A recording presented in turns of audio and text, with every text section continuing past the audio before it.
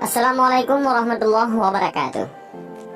Waliullah adalah orang-orang pilihan yang menjadi kekasihnya Allah. Selalu terdapat kisah-kisah seru dan rahasia yang tak terduga tentang wali Allah di dunia. Ada wali yang menyamar seperti orang gila. Bahkan ada juga wali Allah yang tak tahu bahwa dirinya seorang wali. Namun yang perlu kita ketahui, ternyata tak semua wali ataupun kekasih Allah itu adalah seorang ulama, keturunan orang-orang saleh atau pejuang Islam. Bahkan ada kisah yang mana seorang sopir pribadi jadi waliullah. Lantas amal apa yang diperbuatnya hingga beliau bisa mendapat makam yang tinggi di mata Allah? Ini adalah kisah nyata seorang bernama Muhsin yang jadi sopir pribadi juragan di Malang. Dan ternyata beliau adalah waliullah. Walaupun profesinya sopir, ternyata beliau merupakan wali dan menjadi pengasuh pondok pesantren dengan jumlah santri ribuan. Pada suatu hari, Muhsin diminta sang majikan yang bermukim di Bulu Lawang untuk mengantarnya ke Pasuruan. Sang majikan ingin berkunjung ke kediaman salah satu kiai besar yang sudah kesohor derajat kewaliannya, yaitu Mbah Hamid.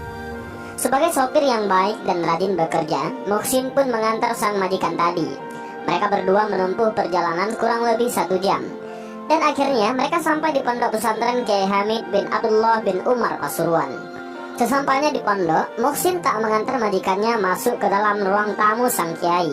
Sebab sebagai seorang supir, beliau merasa sebaiknya menunggu sang majikan di luar saja.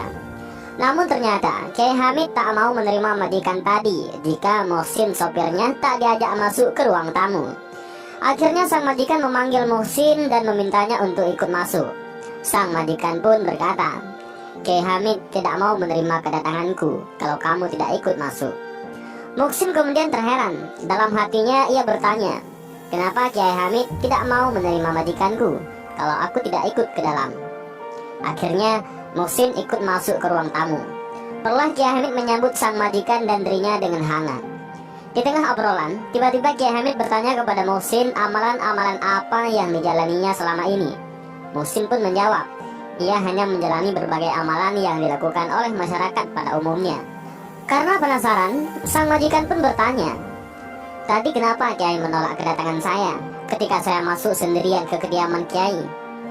Dan Anda bilang tidak akan menerima kedatangan saya apabila tidak mengajaknya. Anak ini akan menjadi wali dan akan memiliki pondok pesantren yang besar. Saya sudah melihat tanda-tandanya. Makanya saya menolak kedatanganmu kalau tak kamu ajak sang wali ini," jelas Kiai Hamid. Muhsin pun hanya tersenyum dan sedikit menundukkan kepalanya karena malu mendengar jawaban Kiai Hamid Pasuruan tersebut.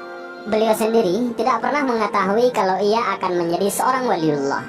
Bahkan sang majikan terperanjat kaget mendengar penuturan Kiai Hamid tentang sopir pribadinya tersebut.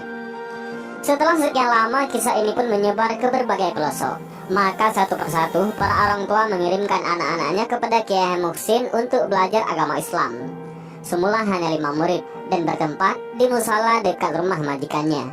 Namun kian lama kewalian Kiai Muhsin terdengar di berbagai daerah dan akhirnya makin banyak santri belajar kepada beliau. Dan dari situ berdirilah pondok pesantren Al-Makbul yang terletak di daerah Bulu Lawang, Kabupaten Malang.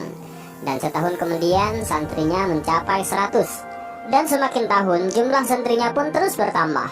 Hingga kini jumlah santrinya mencapai sekitar 10 ribuan. Ternyata Kiai Muhsin menjadi kekasih Allah bermula dari seorang sopir yang selalu taat dan takut kepada Allah. Beliau tak pernah meninggalkan salat 5 waktu dimanapun berada dan selalu menjalankan sunnah-sunnah Rasulullah SAW lainnya.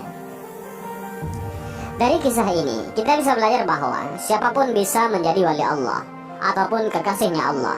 Tidak perlu menjadi anak kiai atau anak orang besar, tapi dengan mengerjakan setiap apa yang diperintahkan Allah dan Rasulnya dan meninggalkan seluruh apa yang sudah dilarang, maka insya Allah kita juga akan menjadi kekasihnya Allah. Mudah-mudahan dari kisah ini kita bisa mengambil beberapa pelajaran. Wallahu a'lam bishawab. Assalamualaikum warahmatullahi wabarakatuh.